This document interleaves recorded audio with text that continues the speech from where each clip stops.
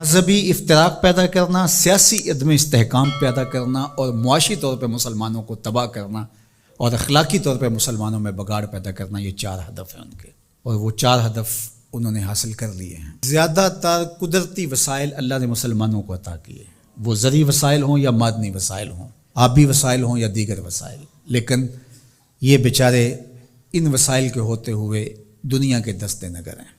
دوسرا، اللہ نے ان کو جمعیت اور قوت جو عطا کی ہے، لیکن 73 گروہوں میں بانٹ کر کے ان کو کس طرح سے ایک دوسرے کے ساتھ مخالف کھڑا کر دیا گیا ہے۔ اور تیسرا، سیاسی طور پہ شورشیں، یہ آپ دیکھ لیں ساری اسلامی ممالک کے اندر ہیں، پوری دنیا کا مطالعہ کر لیں، 1 انچ بھی جگہ ایسی نہیں ہے جہاں آتش و آہن برس رہا ہو اور وہ کفار کی سرزمین ہو۔ ساری لڑائیاں مسلمانوں کے دیس میں لڑی جا رہی ہیں۔ اب یہ مسئلہ ہوا ہے یوکرائن کا، اور آپ دیکھنا کہ بہت جلدی یہ حل کر لیا جائے گا۔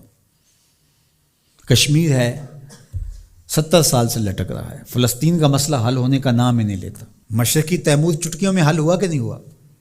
یہ تاریخ ہمارے سامنے ہے، ہمیں آنکھیں کھول کے جینا چاہیے، کیونکہ وہاں معاملہ اور تھا، جو خون بہہ رہا تھا وہ مسلمان کا خون نہیں تھا، وہ بھی ان مسائل سے ملتے جلتے مسائل تھے، لیکن چٹکیوں میں مسئلہ حل ہوا کہ نہ ہوا؟ تو کیا کشمیر نہیں ہو سکتا؟ فلسطین کا مسئلہ حل نہیں ہو سکتا؟ اب عدم استحکام ہے، جتنے بھی ممالک ہیں وہ ایک اچھے انداز سے چل رہے ہیں۔ جو عدم استحکام ہے وہ ہمارے اسلامی ممالک کے اندر ہے، خانہ جنگیاں جتنی بھی دیکھ لیجئے وہ یہاں ہمارے ممالک کے اندر شروع کروائی جاتی ہیں۔ تو ہم اپنے نبی علیہ السلام کی تعلیمات کو فراموش کر گئے اور ہم اٹھتے ہی نہیں پا رہے، اور ہماری بڑی بڑی سلطنتیں جو ہیں، وہ اندلس کی سلطنت دیکھ لیجئے کس طرح تباہ و برباد کر دی گئی، سقوط بغداد ہوا، اسی طرح خلافت عثمانیہ کا سقوط ہے، سقوط دہلی ہوا، اور ہماری اس ریجن کے اندر دیکھ لیجئے یہ ایک سقوط کابل ہے، اسی طرح سقوط ڈھاکہ ہے۔ تو یہ سارے سقوط ہمارے ساتھ ہی کیوں ہیں؟ اس لیے کہ جب ہم اپنے نبی کے دامن کو چھوڑ دیں گے تو یہ رسوائیاں ہمارا مقدر ہوں گے۔ ہمیں ہمارے نصابوں میں یہ پڑھایا ہی نہیں گیا کہ جس طرح نماز تمہارے اوپر فرض ہے، باقی امور تمہارے اوپر فرض ہیں، امت سازی کا عمل بھی تمہارے اوپر فرض ہے۔ جس طرح حضور علیہ الصلاۃ والسلام کا نام عقیدت سے لیا جانا اور آقا کریم علیہ الصلاۃ والسلام کی محبت تمہارے اوپر فرض ہے اور محبت کے تقاضے تمہارے اوپر لازم ہیں، تمہارے اوپر یہ بھی اسی طرح لازم ہے۔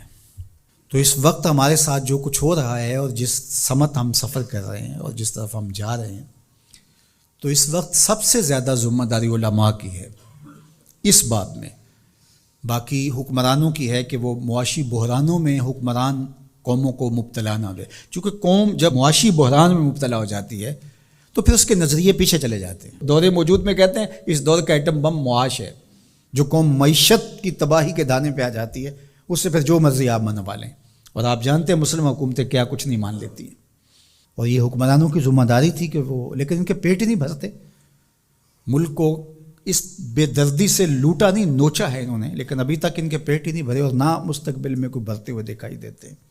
تو یہ ایک دردناک صورتحال ہے۔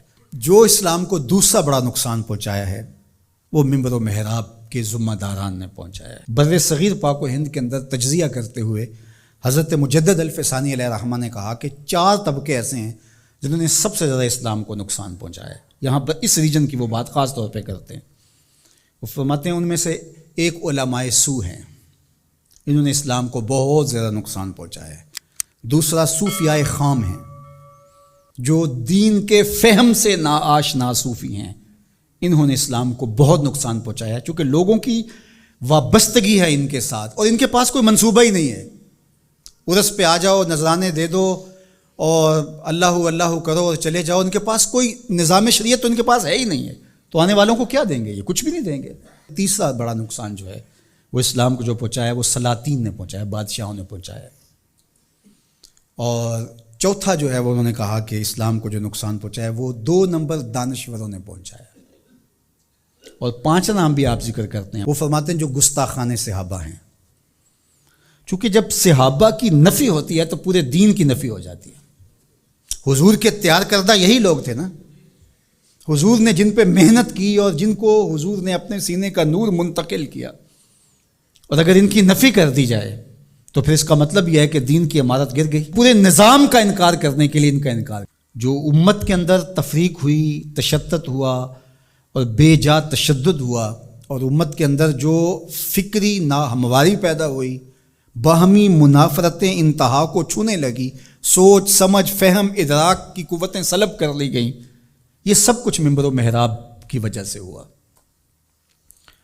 اور اس میں علماء حق یا علماء ربانی یا علماء راسخین جس کو قرآن نے کہا ہے وہ نہیں شامل، لیکن علماء سو جو ہیں سب سے زیادہ مسلمانوں کو اگر نقصان پہنچایا ہے علماء سو نے پہنچایا. اللہ ہمیں امت واحدہ کے نور سے مالا مال فرما، ایسی امت واحدہ جو تیرے محبوب کی سچی غلامی کا حق ادا کرنا جانتی ہو، ایسی امت واحدہ جو صحابہ کے در کی دہلیز کی نوکر ہو، جن کے رگ و ریشہ میں اہل بیت کا پیار محو نفوذ ہو، جو اولیاء امت کے طریق پہ گامزن ہو.